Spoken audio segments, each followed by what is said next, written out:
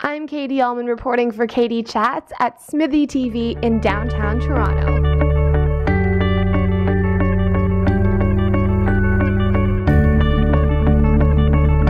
Hi, I'm Katie Uhlmann reporting for Katie Chats in downtown Toronto with Director LYNNE CARTER of FANomenon. What inspired the making of this film, and are you a fangirl yourself? I am a fangirl myself, I'm quite proud to say, and what inspired it was I stumbled across this online community of women that I never knew existed and decided it was interesting enough to try and make a film about. What is the importance of this community of fans for sci-fi and geeky things for women, and what purpose does it really serve in their lives? Well, you know, women are really sort of the backbone of the world when you think about it. We're mums, we have full-time jobs usually, or often. We're wives, we take care of aging parents, particularly the older fan women, and it's nice to have that bit of escapism. It's okay to have a place to run away for 15 minutes or half an hour or read a quick fan fiction or something. You know, we have all these responsibilities, so why wouldn't we need a bit of an escape? Why do you think that women are maybe a little bit more shy when it comes to expressing their true interest in all this fan stuff? Well, most people look at us a bit weird when you're 45 plus and you say that there's a character in a science fiction show or any show really that you are attracted to, not necessarily physically, but there's something about this character that makes you feel good. People look at you a little bit strange, or if you go to conventions or if you buy action figures or magazines or anything like that, people think you're a little bit weird, but we're not really.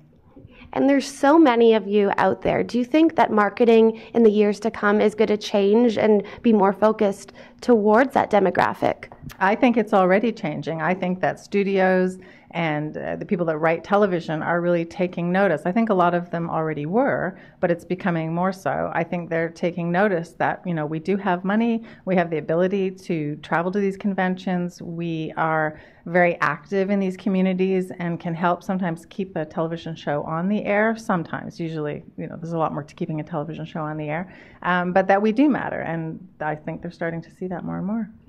And how did you meet Susie, your main protagonist in the film, and what was the most satisfying element about going through her journey with her? I met Susie about 3 years ago. I started watching a show, Stargate Atlantis, and went online to find out more about it, because when I started, I came late to the game and the show was already off the air.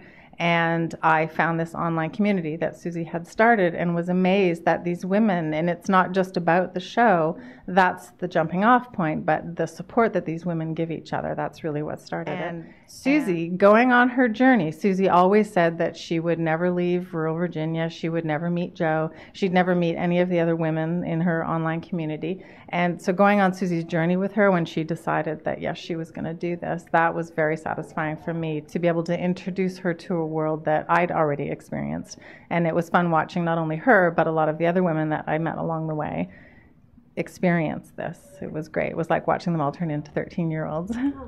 And what was it like for you having the film at Dragon Con Film Festival and also being one of the finalists for the feature film? Dragon Con was the first convention that I went to with a film crew, and just sort of spent, 3 days going, oh my goodness, look at these people. They just sort of give their all and I always think they turn into who they really are, but aren't allowed to show in everyday life. So that was quite the experience. So to return to Dragon Con with the film was a huge wonderful moment for me. And although the audience that we showed it to wasn't humongous, the reaction that we got was fantastic. And I actually had women come up to me, women my age, come up to me and say thank you. And that's really gratifying, because this was a love letter. A lot of the fans initially were, we don't want to be part of this because you're going to make fun of us. Because often articles that are written about fangirls or stories that are done tend to look at the more wild side, the fans that really go all out. And so a lot of women were concerned that, they weren't going to be portrayed in a very positive light. And I kept saying, well, why would I do that? I'm talking about myself, and I would never do that to me. So to have it there was just the ultimate. And you have the film coming out on Global on October 12th. And where else can we find out more information on how to see the film?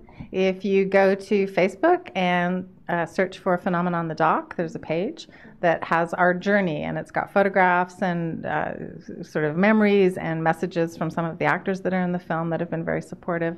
And yes, it'll be Saturday, October 12th at 8 o'clock on Global. Thank you so much. Congratulations, and best of luck with the film. Thank you very much. Thank you. I'm Katie Uhlmann reporting for Katie Chats in downtown Toronto.